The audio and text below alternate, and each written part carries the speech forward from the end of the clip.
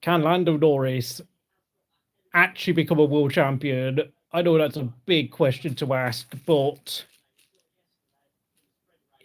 up until today, Norris had been holding the record for the most podiums in Formula One without a win, which was 14 race wins. But of course, now that he's finally won a race, the record has returned back to Nick Heidfeld.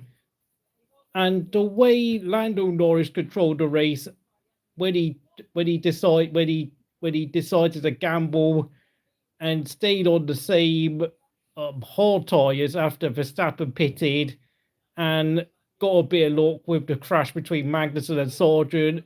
Meaning, so when the safety car came out, he got a free pit stop, meaning that Norris was able to have a new set of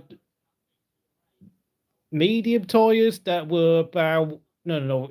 He started the race on mediums and then he got onto the hards. The new hard tyres were 6 laps younger than what Verstappen had, and because of the tyre life, Norris was able to take advantage and just sprint away into the lead and won by 8 seconds. An unbelievable drive, but the question has to be asked,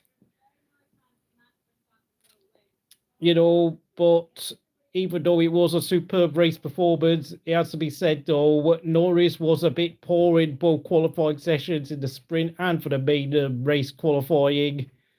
I mean, he bought a chance of pole position for the sprint race and ended up down in 9th. And then, of course, he had a fairly average main race qualifying session, down in 6th place. So I would give him a grade of maybe an A minus, in that I don't think he fully capitalized his opportunities this weekend. But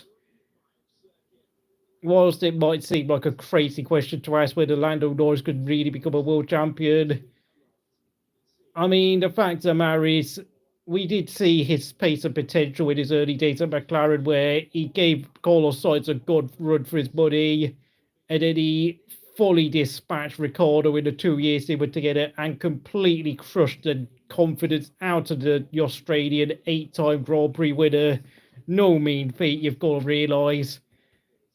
And he did have a chance of winning the 2021 Russian Grand Prix, where, of course, he decided to gamble on the rain not coming down, but it did come down, and he paid the price for it and threw away what should have been a probable maiden Grand Prix win on that day.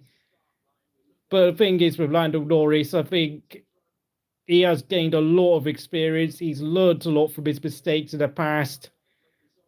And in today's race win, he was so much calmer, so much more composed. He just drove the race like he was in a practice session, decided to ignore whatever the hell Verstappen was doing once he got out of the DRS train. I mean, is Lando Norris's racecraft as good as it should be? Probably not. I mean, sometimes he can lack assertiveness when it comes to overtaking moves. As for his teammate Oscar Piastri, I think he banged wheels with Carlos Sainz, and it's just unfortunate, really.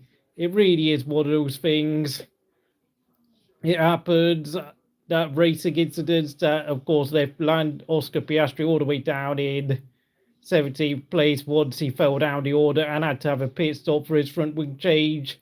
But, of course, Oscar Piastri's only been in F1 for just over a year, so he's going to learn those sort of things. But as for Lando Norris, I mean, you've got to realise this. I don't think Max Verstappen can carry on winning forever, and I think Lando Norris, given the right car, given the right circumstances, I think could potentially become a world champion. But whether he could become a multiple world champion is another question, because, of course, those sort of things do rely on luck. They rely on, I don't know, other drivers having bad luck. Because, Jenson Button had a head start to the 2009 season.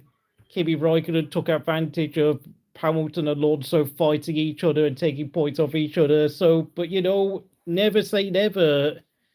But, if Lando Norris can keep producing performance like that, at some point the law of averages have to deliver a championship for Norris one day, since, of course, he still is only 24 years old.